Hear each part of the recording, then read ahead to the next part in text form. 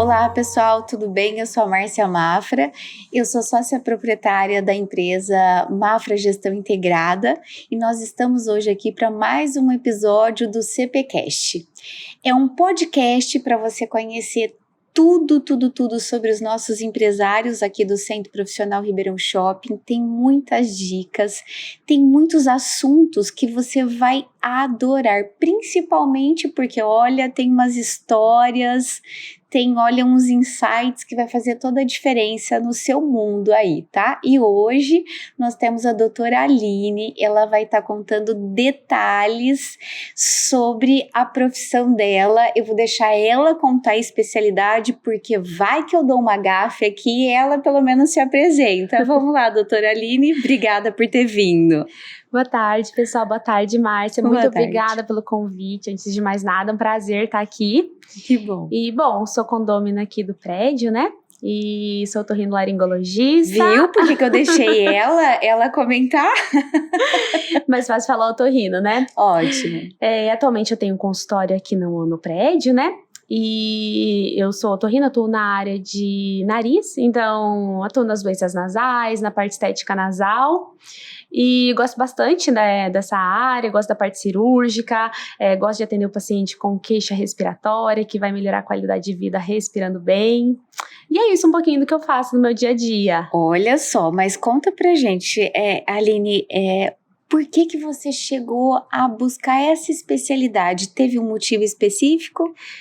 Bom, eu acabei vindo então do Paraná, vim aqui para Ribeirão Preto, entrei na faculdade, fiz a faculdade aqui da USP, sou da turma 59. Olha! E a princípio eu sempre gostei da área cirúrgica, então sempre tive uma noção de que eu partiria para alguma coisa relacionada a isso. Ao longo da faculdade a gente vai passando pelas diversas áreas e aí eu acabei me encantando com a área da otorrino. Que era da otorrino, a princípio, vai atender, então, todas as idades, vai ter a parte clínica, vai ter a parte cirúrgica, então encaixava um pouquinho do que eu gostava. Com o passar do tempo, entrei na residência médica, que é a especialização, e acabei me encantando mais com essa parte do nariz. Eu acho a anatomia complexa, eu acho que é muito importante respirar bem, então acabei focando um pouquinho nesse nicho da parte respiratória, mas não foi de imediato, mas encantei ao longo do caminho ali pela especialidade. E você tem algum histórico familiar que vem da medicina, por estar entrando na medicina? Não, eu não tenho. Na minha família não tem profissionais da área de saúde, não tenho médicos assim próximos. Desde pequena eu falava que eu queria ser médica. A princípio era uma coisa romantizada e ao longo do tempo eu fui percebendo que realmente eu queria. Durante ali a escolha da profissão não tive dúvidas. Acabei, assim, fazendo o cursinho e consegui passar na faculdade e foi muito bom, assim. Então, desde sempre eu tive essa vontade, não tive uma influência direta. Acho que foi um desejo ali que veio desde pequena mesmo. Olha, que legal. E quando você conta pra gente sobre romantizar, né? Então, eu acho que, assim, se a gente puder contribuir com a sua experiência sobre o romantizar, por quê? Porque a maioria das pessoas, elas acabam olhando, né, para o atual profissional, só que esquece que esse profissional ele tem um histórico passado, né, que talvez você também teve algumas frustrações dentro da própria residência, ou até mesmo do curso. Teve alguma dor assim no meio do caminho, para você mostrar para as pessoas que você é uma pessoa normal, né, que também tem dores? Com certeza, na verdade, né, entrar na faculdade é um caminho longo, né, a gente acaba abdicando de muita coisa da vida social, sim, né, então muitos compromissos ali, de repente tem que abrir mão por um período para se dedicar àquilo, então não é fácil, né, no dia a dia ali, abrir mão disso. Durante a faculdade, é uma faculdade puxada, tem plantões, então às vezes tem um evento no final de semana, uma formatura, uma festa, e algum momento acaba tendo que abrir mão de alguma coisa, é necessário dedicação, né, o curso é integral. Durante a residência médica, que é o período em que a gente se especializa dentro de uma área, atualmente a gente tem cada vez se subespecializado mais, né, então primeiro primeiro você vai para uma área de modo geral ali e acaba focando em algumas condições ali da medicina para seguir, né? E o período de especialização é um período difícil, é um período com bastante dedicação, com muito tempo de trabalho, e é um período, então, um pouco estressante, de privação de sono, não é fácil, né? Mas, assim, tem o contraponto ali, então é muito, muito bom, assim, a gente vê no dia a dia que, aprendi a fazer uma cirurgia, eu tô vendo que um paciente tá melhorando, eu tô vendo que fiz determinado procedimento ali, o paciente ficou feliz, então isso é recompensador. Ao mesmo tempo que tem a dedicação, tem ali o lado que é muito gratificante. Quando a gente sai para o mercado de trabalho, então depois ali dessa longa especialização, que acaba que é um período prolongado ali, uma década, né, de formação, a gente imagina que vai ser fácil, que o consultório vai estar sempre cheio, e no início não é assim, né? Sim. A gente acaba também tendo que trabalhar, às vezes, em locais que já estão correndo, já tem uma rotina, né? Que não é exatamente aquela que você acredita ali, que você quer para o dia a dia.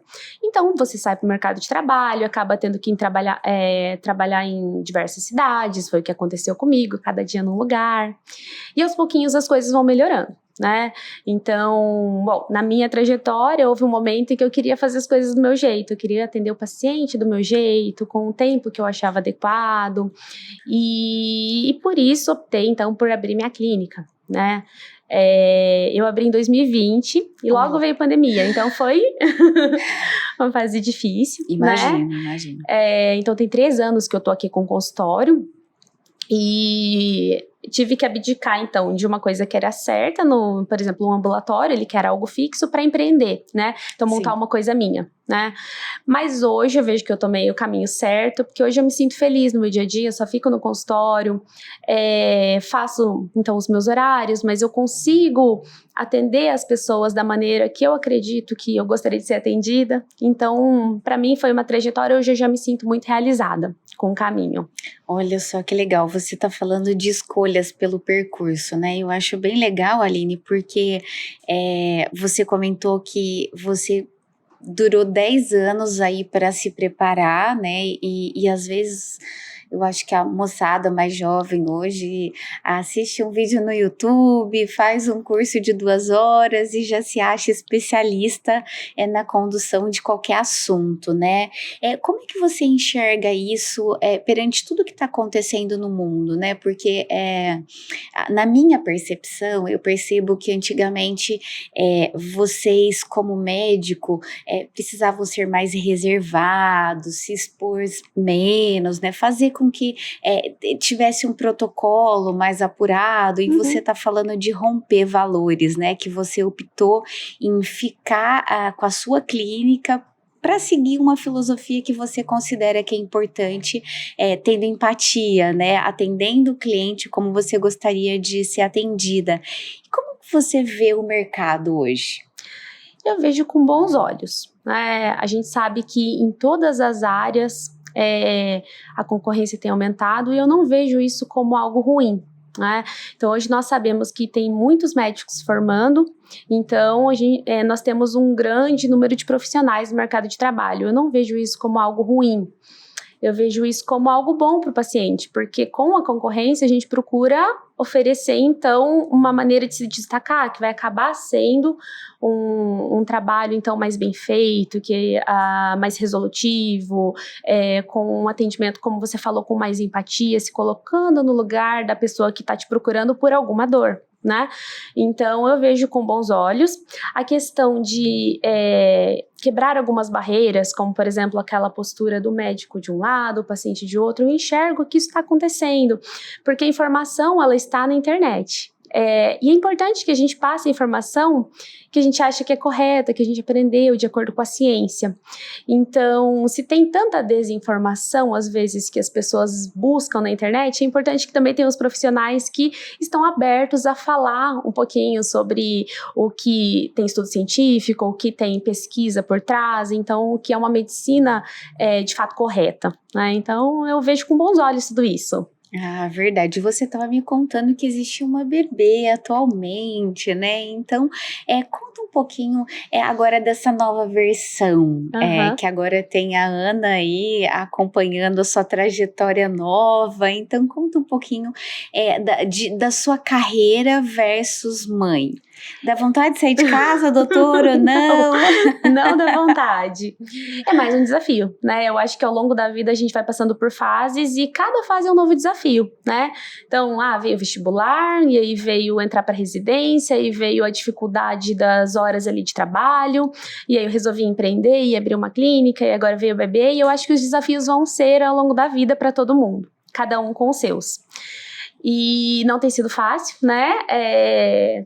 Eu sou autônoma, né? E agora tenho uma bebê, então gosto da minha profissão, sou apaixonada pela minha profissão, me dedico bastante ainda, então eu ainda continuo indo em congresso, fazendo curso, faço pós atualmente, e a gente não para, né? E ao mesmo tempo eu tenho uma pequenininha de 7 meses, que eu sou apaixonada, e não dá vontade de sair de casa, né? E é difícil conciliar tudo isso.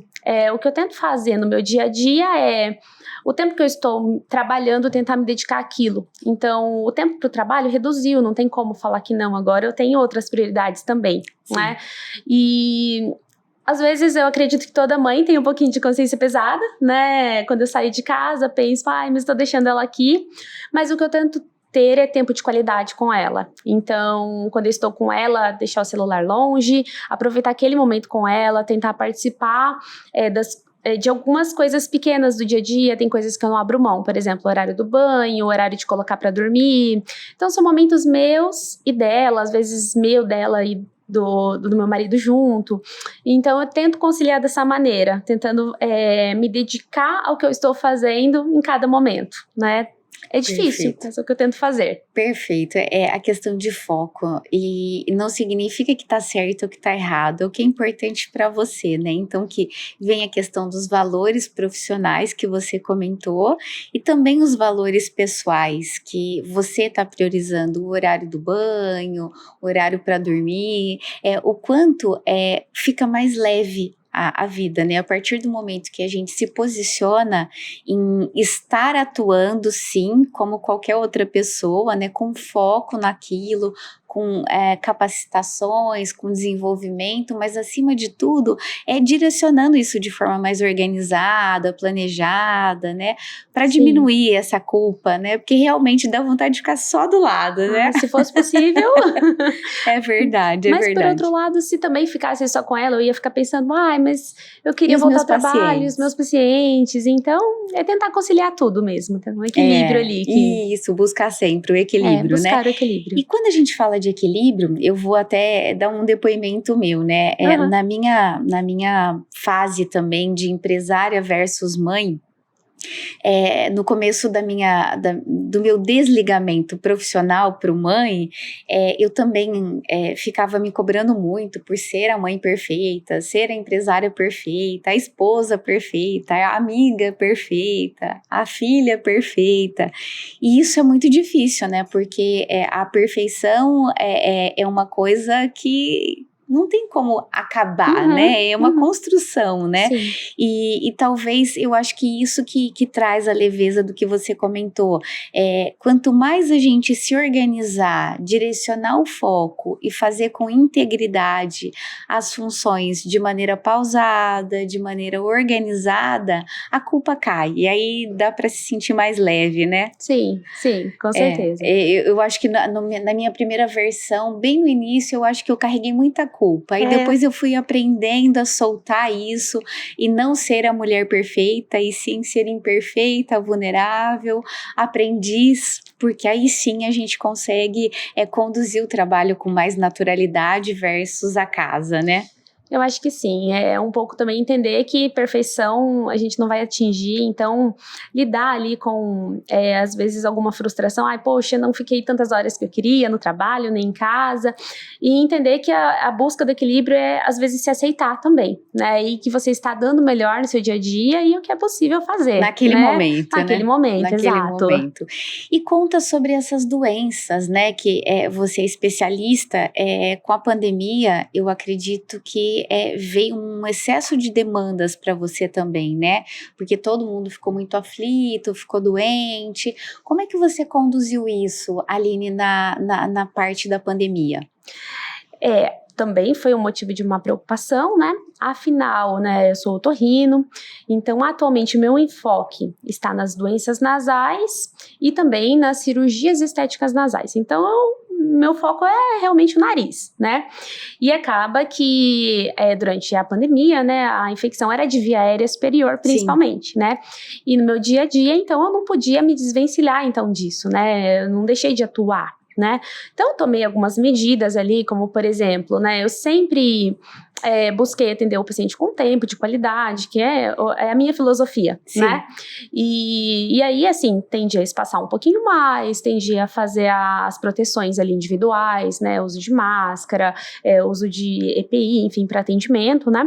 Mas não deixei de atender os pacientes, não, bom, né? Que bom. É claro que tive bastante preocupação, principalmente no início, quando era tudo incerto, com relação a, vou ficar doente, não posso ver minha família, não posso ver meus amigos, porque vai que eu passo, né, a infecção para eles, né? Sim. No dia a dia eu tava lidando com doenças respiratórias, né? Então também teve um trabalho ali emocional para poder continuar em frente, né? Imagino. Mas graças a Deus, passou, né? Então, consegui continuar atuando, né? Consegui, no início ali, as cirurgias, elas foram suspensas, né? Cirurgias eletivas, mas aos pouquinhos foram voltando. Hoje em dia, já normalizou. Pelo contrário, na verdade, né? A gente teve uma demanda muito reprimida ali, né? Dos primeiros meses de pandemia, né? Porque tudo que era eletivo foi suspenso. Sim. Então, atualmente, estou trabalhando bastante, fazendo bastante cirurgia, e as coisas foram voltando ao normal, mas foi bastante desafiador esse momento, assim, esse momento delicado que foi para todos, foi desafiador para mim também. Imagino. E quando você fala sobre a cirurgia estética, como que a pessoa ela consegue identificar se ela, ou só porque ela está incomodada, ela precisa buscar ajuda, ou porque ela está com dificuldade respiratória, como é que você conduz isso? Na verdade, assim, eu acredito que a cirurgia estética, é o que eu sempre falo para os pacientes, né? A cirurgia estética é a única que o médico não é quem vai indicar a cirurgia, é você quem vai indicar, Vai escolher. Claro. Então é uma coisa que te incomoda, né? O profissional, ele tá ali para ajudar com relação a te guiar ao que é possível fazer, ao que combina com você. Então, tentar te ajudar nesse processo, né, assim, mais uma orientação profissional e realmente fazer a atuação ali cirúrgica, né. Geralmente, os pacientes me procuram ou por queixas estéticas, então, né, relacionadas ao nariz, ou queixas funcionais, ou ambos, né, e é possível fazer, então, a cirurgia estética funcional juntas, na verdade. Que bom, que ótimo. Inclusive é o momento ideal. Quando você tem alguma queixa estética e você tem também alguma queixa funcional, quando a gente faz a rinoplastia, a gente precisa de estruturação, né, do nariz. Entendi. E aí acaba que durante a cirurgia funcional, a gente acaba tirando alguns enxertos ali de cartilagem que vão ser usados para a própria cirurgia estética. Então, acaba que dá para unir útil ao agradável. Unir útil ao agradável. E muitas vezes os pacientes têm alguma queixa, mas acabariam procurando, não fariam, na verdade, assim, só por isso, mas acabam aproveitando o momento ali de uma queixa funcional. Tem algo que me incomoda ali, então eu vou aproveitar e vou fazer também. Então eu acabo atendendo esses 3 perfis, então, né? Entendi. Funcional, estética ou ambos juntos ali, né? Entendi. E o tempo de duração em relação à cirurgia, a recuperação é simples, não é? Bom, é individual isso, né? Mas, em geral, cirurgias, então, funcionais, estéticas, vão durar. Cirurgia associada à estética, principalmente, é um pouquinho mais longa, né? O nariz tem uma anatomia complexa, né? Imagina. Então, cada cirurgia ali em torno de 3 a 4 horas, né? Cirurgias funcionais em torno de 2 horas, né? A recuperação também é individual, né? A dor geralmente leve, mas em geral uma recuperação tranquila. Precisa de bastante cuidado, mas em geral a recuperação é tranquila, né? E eu gosto de participar desse processo de mudança. É legal ver o quanto às vezes uma cirurgia que envolve ali a sua face, na verdade, pode mudar tanto do seu dia a dia, às vezes a sua postura, a forma como você né? se enxerga, autoestima, sua autoconfiança. E é muito gostoso vivenciar esse processo com os pacientes. Então, eu fico muito, muito feliz ali de acompanhar. Né? Que legal, que legal. E quando fala sobre essa questão de estética, né? Tem alguma orientação, tem alguma regra, ou você deixa mesmo que ele se sinta à vontade de decidir? Não, a gente tem que avaliar, então, da parte profissional, então, né, de acordo com características individuais, o que é possível fazer diante do desejo do paciente. Por exemplo... Chega alguém com uma foto e fala, eu quero ter esse nariz. Não tem como, né? Tem toda a questão de pele envolvida, porque a cirurgia estética nasal, nós mexemos o que está por dentro da pele, osso, cartilagem, a pele cobre, né, o que está recobrindo aquilo, Entendi. Né? Então tem características de pele, tem as outras características de face, tem situações que não é possível chegar, né, aquele desejo do paciente, então a gente tem que alinhar a expectativa também, né? Não podemos prometer ali que vai ter o nariz daquela forma, né? Além disso, tem o processo de cicatrização, né? Então é muito individual. Né? Então tem que ser avaliado caso a caso. Caso a caso. O que eu falo do paciente decide se tem alguma indicação cirúrgica ou não, é se algo incomoda, né? Porque de repente você tem um ossinho um pouquinho mais saltadinho aqui no dorso do nariz, uma ponta um pouquinho mais gordinha, mas não é um problema para você. Então não tem indicação de operar, né? Entendi. Agora, se isso te incomoda, aí é questão de procurar ajuda e buscar orientação profissional do que é possível fazer, o que fica legal, e aí sim começa o caminho. Entendi. Sobre parcerias, como você encara parcerias? Eu encaro de uma forma positiva, porque, por exemplo, como eu tinha falado, um exemplo, quando eu faço uma cirurgia estética nasal, eu mexo na parte interna do nariz, né? Então eu mexo em cartilagem e osso. A pele vem por cima, então é muito importante ter um parceiro ali profissional, dermatologista, que vai fazer os cuidados com a pele, né? Porque a gente tem que ter uma pele bem cuidada, né? Pra poder fazer a rinoplastia, então até para resultado final. Então eu vejo com bons olhos, né? A doença funcional ali do nariz. De repente eu pego um paciente que tem um quadro alérgico muito importante, eu preciso do alergologista para também participar ali, para que o paciente tenha uma qualidade de vida boa. Então eu enxergo com bons olhos. Às vezes nós precisamos descentralizar o cuidado, né? Para outras áreas, né? Uma multidisciplinar mesmo, para que o paciente tenha um resultado melhor, uma qualidade de vida melhor.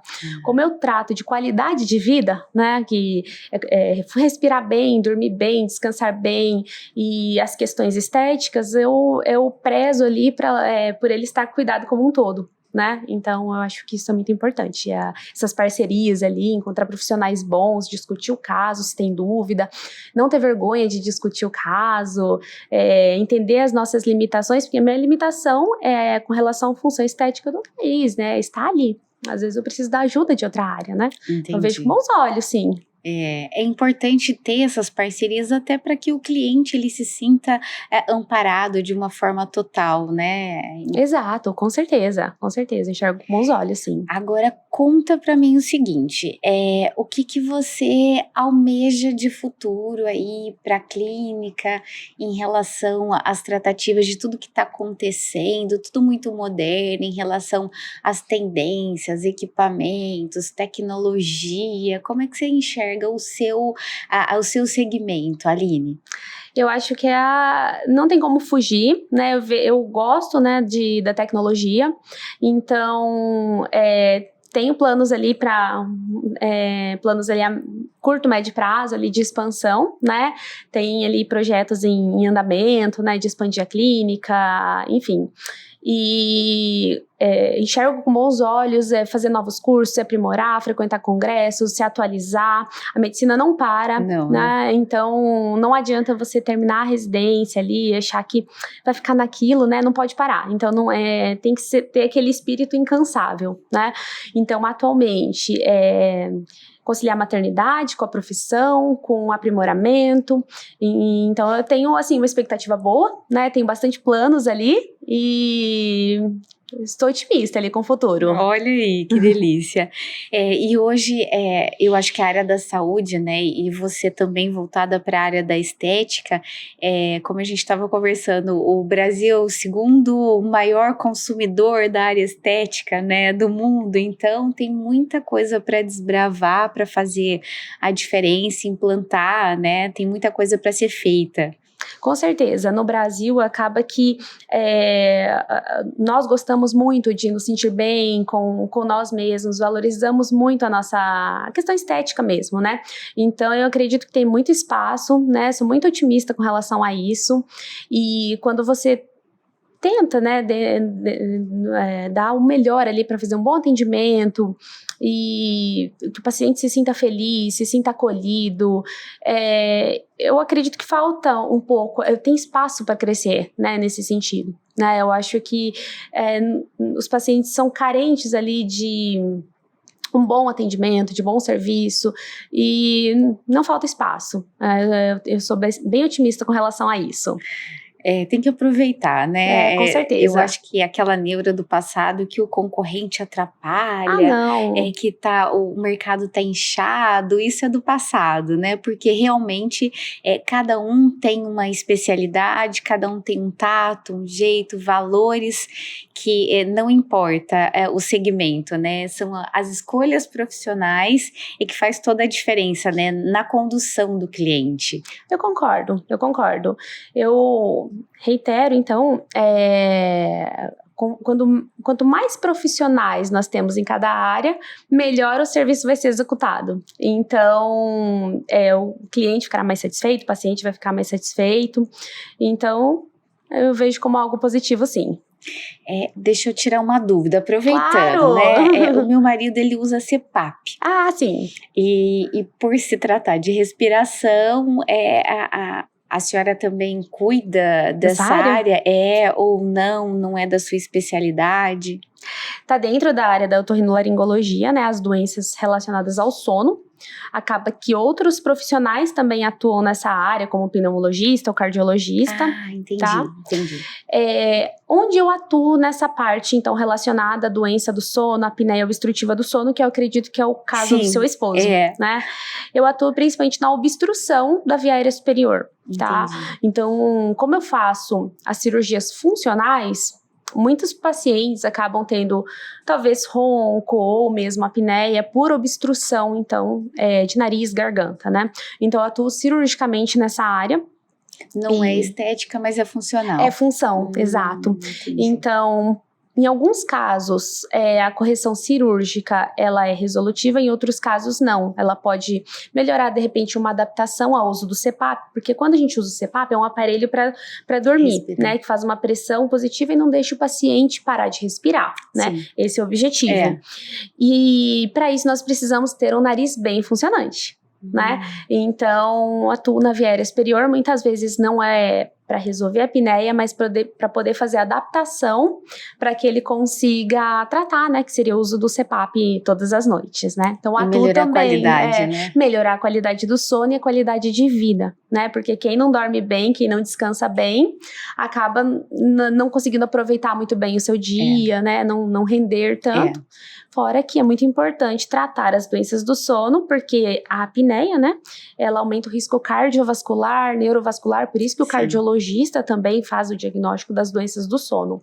Então, é muito importante dormir bem e respirar bem durante a noite. Olha, eu que o diga.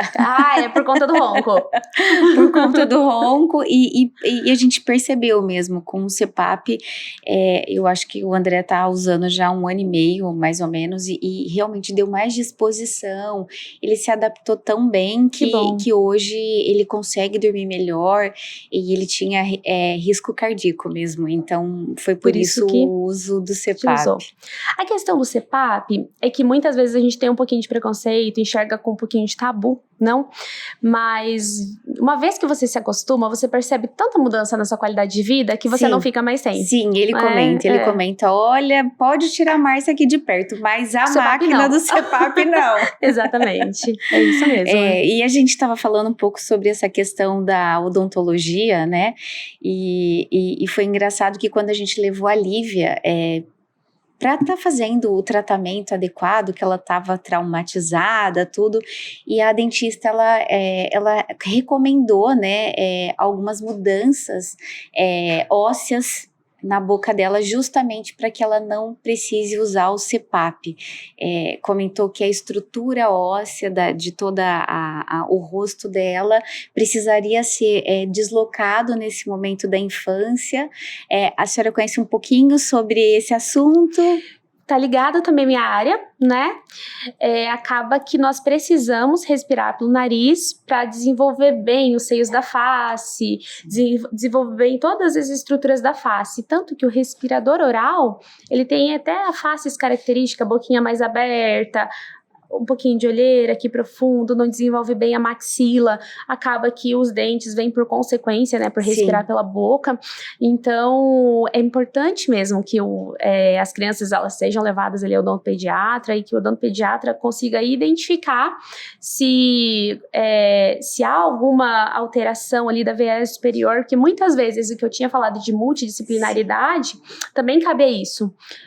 Muitas vezes a criança, ela é uma respiradora oral e não adianta de repente fazer um tratamento somente de ortodontia.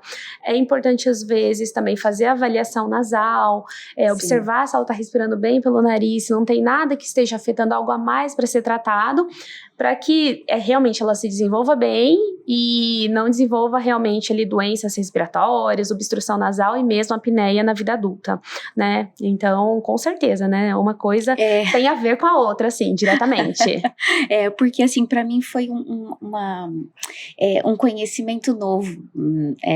Normalmente eu ia pro dentista, minha mãe me levava, é protocolo de higienização e precisa ir no dentista de 6 em 6 meses. Uhum. Quando eu levei a minha filha por causa do trauma e eu acabei descobrindo, né, essa particularidade, eu falei, nossa, que legal, né, se todas as pessoas se conscientizarem que tem todo esse protocolo, todo esse processo, isso pode amenizar os reflexos do futuro, né, pode ser que ajude. Com certeza, e mesmo na própria infância, né, porque o respirador oral, então a criança que respira muito pela boca, ela acaba pode estar associado, então, à apneia, que acaba que seu esposo tem na vida adulta, a apneia da infância. E muitas vezes a apneia da infância, ela é tratável, né? Geralmente por outras causas, às vezes um aumento de adenoide, um aumento de amígdalas. E o odontopediatra identifica sinais na cavidade durante o exame físico oral de que a pessoa não está respirando bem pelo nariz. Então, uma coisa está ligada à outra. Acaba que na infância o objetivo não é, lógico, geração carie zero todo mundo almeja, mas é muito importante que o odontopediatra identifique também o desenvolvimento tanto da parte dentária quanto da parte de maxila, seios da face, através observando então sinais de respiração oral. É muito importante. Olha quanta coisa a gente já falou hoje, olha só, Aline. Fomos das doenças nasais, passamos um pouquinho pela apneia. Já aproveitei tudo, você já conversamos sobre as crianças, mas é verdade, acaba que na multidisciplinaridade muitas coisas estão ligadas, né? Então, e o cliente é que acaba ganhando com tudo isso, né? O cliente acaba ganhando, né? Então, às vezes eu acabo não atendendo alguma coisa, mas eu já observo, encaminho para o colega. É importante ter essas parcerias justamente para que as pessoas sejam mais bem tratadas e cuidem melhor da saúde. Verdade. E infelizmente estamos chegando ao final, olha só. Passou muito rápido. Passou rápido. E você quer dar alguma recomendação, alguma sugestão para que a gente possa fechar o quadro?